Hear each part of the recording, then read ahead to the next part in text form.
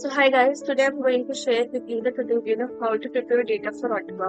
So as you can see, we have three options over here. First is number without country code. You can see a lot of numbers but with no country code. Then we have the another option, number with country code. Third option is number and country code but in separate columns. So now as you have seen the three options, we'll move forward to Ottawa to see how it works. So I've already selected the first option for you. Then you have two options, send it to all or send to selected rows as per your requirement. Then you can change the country code from here. You can select the appropriate option from here and then you can select any of the country code that you want. From this, you have to select the correct column that contains the phone number.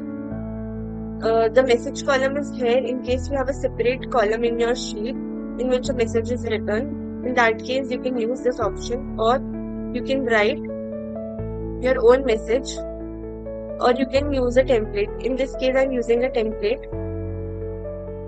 You can also select any attachment if you want. We'll move forward. This is how it looks. So this is some advanced settings that we have. So for example, 30 seconds is the gap between the two messages that are being sent.